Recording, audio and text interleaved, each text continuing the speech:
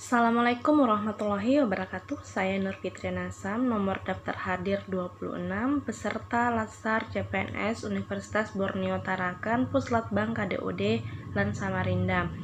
Hari ini saya akan memaparkan sedikit materi yang sudah kami dapatkan pada Latsar hari ini. Materi hari ini yakni komitmen mutu yang dibawakan oleh Ibu Veronica Hana Nebaho.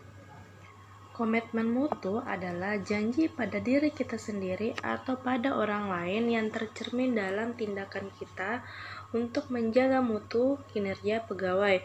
Komitmen mutu merupakan pelaksanaan pelayanan publik dengan berorientasi pada kualitas hasil dipersepsikan oleh individu terhadap produk atau jasa berupa ukuran baik atau buruk. Bidang apapun yang menjadi tanggung jawab pegawai negeri sipil, semua itu mesti dilaksanakan secara optimal agar dapat memberi kepuasan kepada stakeholder. Keberhasilan institusi pemerintah memberikan layanan kepada masyarakat akan sangat bergantung pada mutu sumber daya manusia serta bagaimana potensi mereka. Komitmen mutu ini harus dilaksanakan secara kontinu, artinya berkelanjutan, tidak bisa hanya sebulan, 2 bulan, setahun, 2 tahun, tetapi harus berkelanjutan sepanjang layanan tersebut masih ada dan dibutuhkan oleh masyarakat. Nilai-nilai dasar komitmen mutu ini ada 4, yakni pertama, efektivitas layanan, yakni menunjukkan ketetapan capaian target layanan dilihat dari jadwal, durasi, biaya, dan harapan. Yang kedua adalah efisiensi layanan. Ini menunjukkan proses layanan yang tidak berdampak pada pemborosan, diukur dari penggunaan waktu kerja, biaya yang harus dibayarkan, tenaga atau energi yang dikeluarkan untuk mencapai target dan mewujudkan harapan. Yang ketiga adalah inovasi layanan. Inovasi layanan ini menunjukkan adanya kreativitas aparatur untuk mengembangkan suatu layanan. Yang terakhir adalah mutu layanan.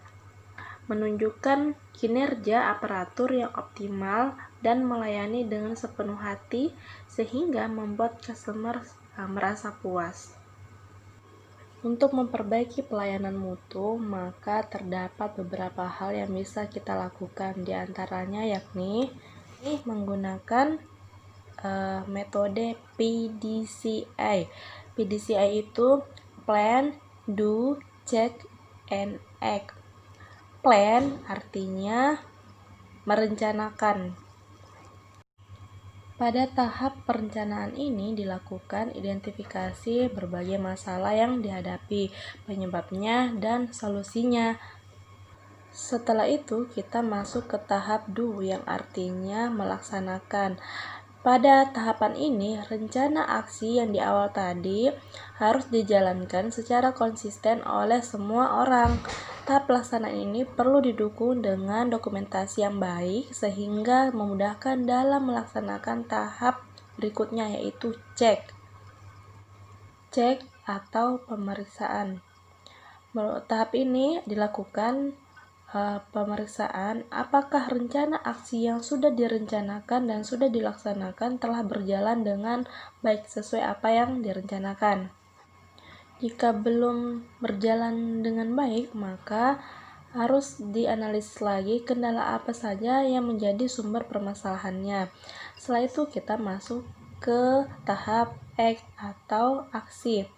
Tahap ini kita melakukan tindakan atau keputusan yang perlu diambil sebagai tindak lanjut dari tahap cek.